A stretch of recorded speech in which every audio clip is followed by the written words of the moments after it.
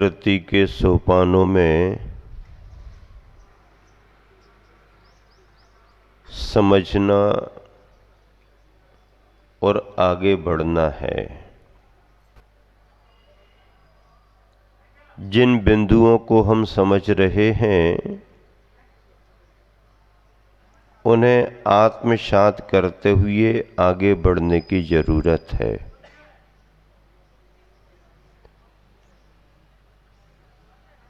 अगर आगे बढ़ने का उद्देश्य है तो किसी बात को समझना बहुत जरूरी है, और अगर आगे नहीं बढ़ना है तो फिर समझने की भी जरूरत नहीं है।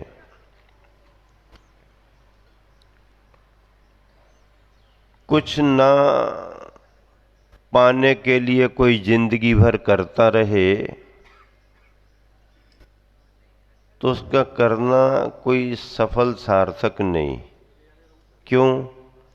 क्योंकि कुछ पाना तो है नहीं और करने में लगा है। और कहीं ना पहुंचने के लिए कोई जिंदगी भर चलता रहे तो चलने का कोई प्रयोजन नहीं। प्रयोजन पूर्वक किया गया कार्य, की गई क्रिया हमारे को सफलता दिलाती है, उद्देश्य की पूर्ति करती है। सम्यक दृष्टि भव्यात्मा एक निश्चित उद्देश्य को लेकर के चलता है। उसका उद्देश्य है दुख खो, कम्मक खो, बोही लाहो, सुगई गमनम, समाही मरणम, जिन गुण संपत्ति हो मध्यम। इतने उद्देश्य उसके सामने हैं। इन उद्देश्यों की पूर्ति के लिए सम्यक दृष्टि आचरण से जुड़ता है, क्रियाओं से जुड़ता है, इन कार्यों को करता है। क्यों करता है? प्रयोजन क्या है? दुखों का क्षय हो, कर्मों का क्षय हो, बोधि का लाभ हो, सुगति में गमन हो, समाधि मरण हो और जिनेंद्र भगवान के गुणों की संपदा प्राप्त हो। इसके लिए क्या करता है? इस उद्देश्य की पूर्ति के लिए क्या करता है? एक सम्यक दृष्टि भव्य आत्मा ने अपने इतने बड़े बड़े पारमार्थिक लक्ष्य बनाए हैं, तो इन उद्देश्यों की पूर्ति के लिए वो करता क्या है? अंचेमी, पूजेमी, बंदामी, नममसामी। क्या करता है? अंचेमी, पूजेमी, बंदामी, नममसामी। अर्चना करता है, पूजा करता है, वंदना करता है, नमस्कार करता है। ये आयाम है क्या? ये आयाम सम्यक दृष्टि भव्यात्मा के भक्ति के आयाम हैं, भक्ति के स्वरूप हैं। तभी तो वो चाहे अर्चना के रूप में आ रहा हो, चाहे पूजा के रूप में क्रिया कर रहा हो, चाहे वंदना और चाहे नमस्कार के शब्दों का उच्चारण कर रहा हो, अंतर की भाव भासना तो एक ही है, इनमें अंतर नहीं है। ये पर्यायवाची नाम है, सभी से एक सा ही अर्थ निकलता है, सभी में एक सी ही ध्वनि है। चाहे अंचेमी कहो, चाहे पूजेमी कहो, चाहे बंदामी कहो, चाहे नममसामी कहो। नमस्कार के लिए ये अभिवादन के शब्द हैं। पात्रों के लिए, पुण्य पुरुषों के लिए आदर और श्रद्धा से जो संबोधन दिए जाते हैं, उन संबोधन के ये शब्द हैं, मैं आपकी अर्चना करता हूँ, मैं आपकी पूजा करता हूँ, मैं आपकी वंदना करता हूँ, मैं आपके लिए नमस्कार करता हूँ। इसमें क्या है? इसमें अपने को लघु मान करके और अपने आदर्श को महान मानना।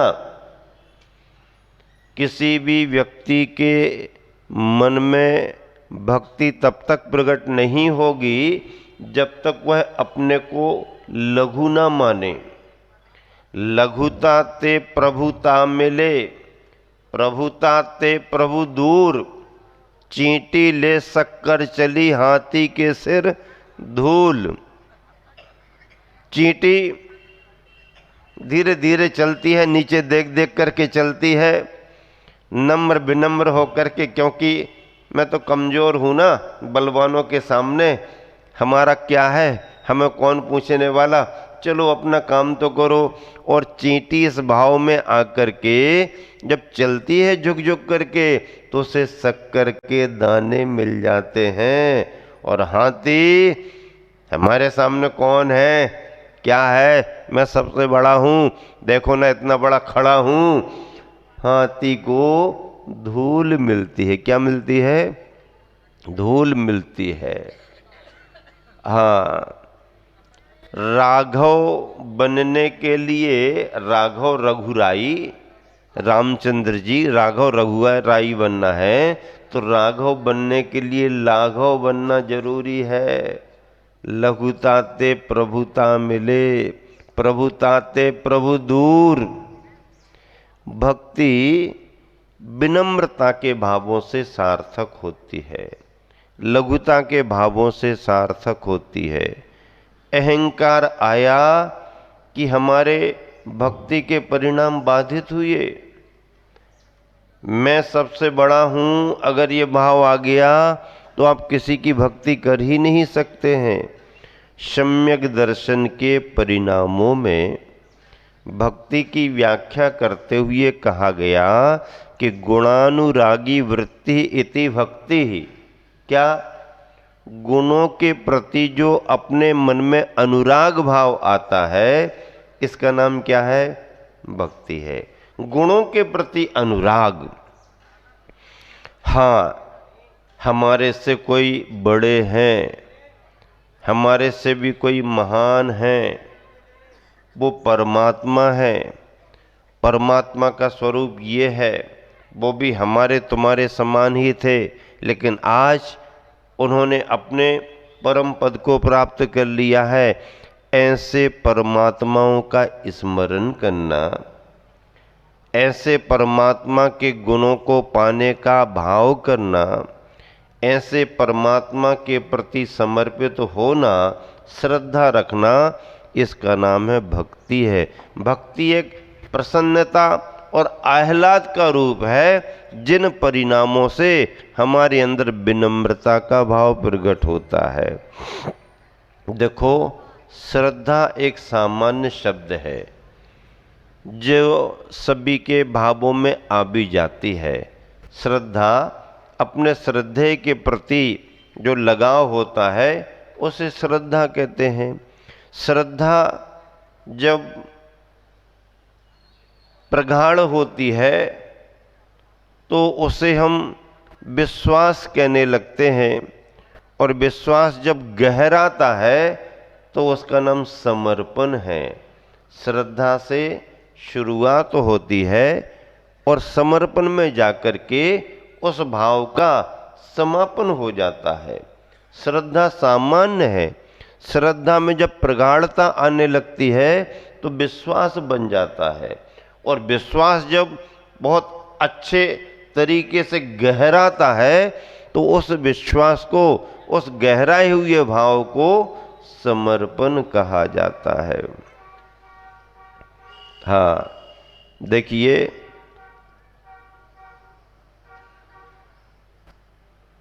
चार शब्द हैं। एक विश्वास है, एक बुद्धि है, एक श्रद्धा है और एक तर्क है। विश्वास, बुद्धि, श्रद्धा और तर्क। विश्वास क्या कहता है? विश्वास कहता है कि मैं अंधेरी रातों में भी बेधड़क चला करता हूँ। विश्वास क्या कहता है? मैं अंधेरी रातों में भी बेधड़क चला करता हूँ। कॉन्फिडेंस आपके अंदर है, रास्ता अपरिचित भी है, अंधेरा भी है, आप बिल्कुल निकल जाओगे, कोई भी विकल्प मन में नहीं आएगा, क्योंकि आप विश्वास से भरे हुए हो। भले व्यक्ति अपरिचित हो, रास्ता परिचित हो, कुछ भी हो, मन में अगर आपके है, आप चले जाएंगे। विश्वास क्या कहता है? मैं अंधेरी रातों में भी बेधड़क चला करता हूँ। बुद्धि क्या कहती है? बुद्धि कहती है मैं, बुद्धि है ना, बुद्धि जरा समझो बुद्धि को। बुद्धि कहती है मैं तो दिन के उजियाले में भी भटक जाती हूँ। बुद्धि क्या कहती है? मैं तो दिन के उजियाले में भी भटक जाती हूँ। जहाँ बुद्धि ज़्यादा लगाई, बुद्धि तो लगाना पड़ती है, लेकिन कहते ना कि बुद्धि जरा ज़्यादा ही लगा दी तुमने। समझदार होना तो अच्छी बात है, लेकिन कई लोग जरा ज़्यादा ही समझदार से देखते हैं, वहाँ मामला गड़बड़ हो जाता है। तो बुद्धि लगाना तो अच्छी बात है, बुद्धि से काम भी बनते हैं, लेकिन बुद्धि अगर ज़्यादा लगा दे तो मामला बिगड़ जाता है। बुद्धि क्या कहती है? मैं तो दिन के उजियाले में भी भटक जाती हूँ। श्रद्धा क्या कहती है?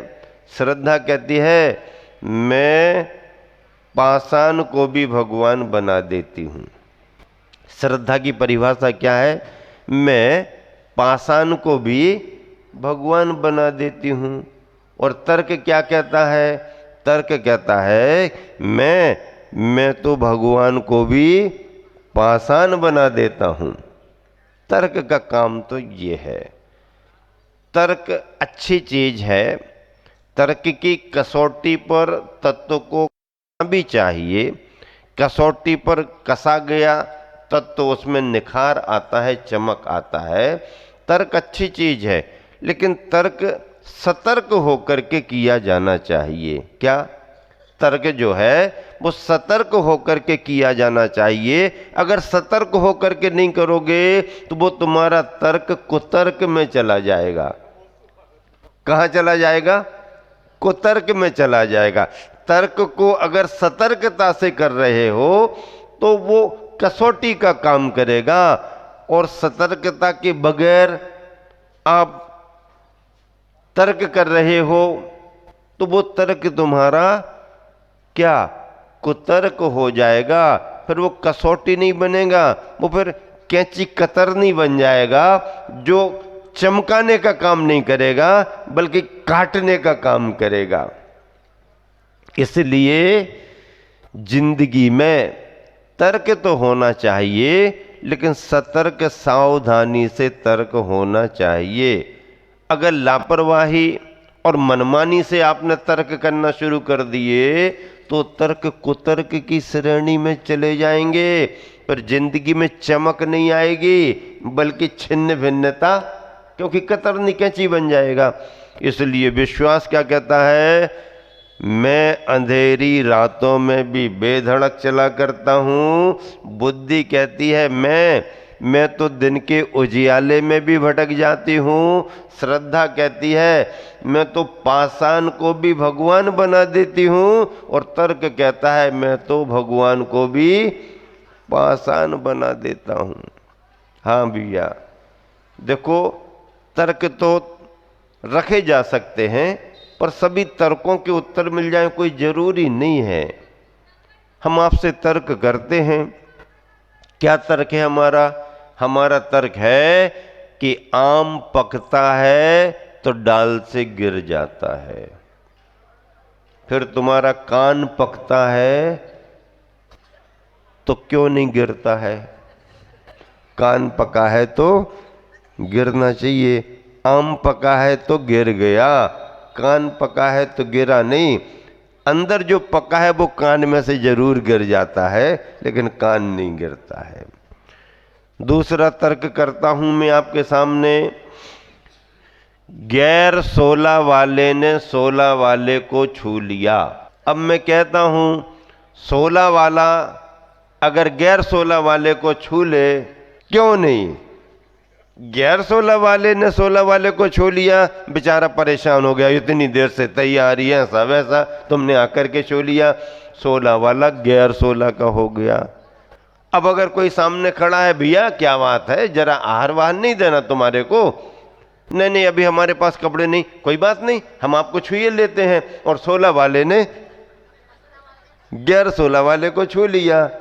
अब गैर 16 वाले को भी 16 वाला हो जाना चाहिए? नहीं, तर्क कोई उत्तर नहीं दे पाएगा। ये बात अलग है, हम उसका उत्तर भी दे देंगे। 16 वाले के संस्कार सीमित समय के हैं, शुद्धता के। गैर 16 वाले के सघनता के, लंबे समय के संस्कार उसको प्रभावित कर गए। 16 वाला गैर 16 वाले को 16 वाला इसलिए नहीं बना पाता, इसके अशुद्धता के संस्कार घने हैं, लंबे समय के हैं। और 16 वाला चपेट में इसलिए जल्दी आ जाता है कि गैर 16 वाले की सघनता का संस्कार 16 वाले पर पड़ जाता है। ये तो आपके लिए हमने समझा दिया, लेकिन तर्कों का सीधा सीधा उत्तर तो नहीं मिल पाता है। इसलिए आपको बुद्धि और तर्क से बचकर के श्रद्धा और विश्वास के क्षेत्र में आगे बढ़ना है। इसी का नाम भक्ति है। भक्ति आप भगवान की करें, भक्ति आप गुरु की करें, भक्ति आप जिनवानी की करें, देव शास्त्र गुरु की भक्ति करें, और अपने से बड़ों के गुणों को देख करके उनके गुणों के प्रति अनुरागी हो करके गुणी जनों को देख हृदय में क्या मेरे प्रेम उमड़ आवे। ये जो भावना है, भगवान को देखते हैं तो भक्त का मन प्रसन्न हो जाता है। पूजा करने का अवसर मिल जाए, आप प्रसन्न हो जाते हो। धर्म का वातावरण मिल जाए, सम्यक दृष्टि भव्यात्मा हर्ष विभोर हो जाते हैं। कितने वर्षों की कामना समाज ने संयोजना कर दी, कमेटी ने, आज पूरी समाज आनंद के साथ लाभ ले रही है, लाभ लेने का वातावरण बन रहा है। ये प्रसन्नता किसके मन में आती है? जो धर्मात्मा है, भगवान की भक्ति करना चाहता है, उसके मन में ये भावना आती है।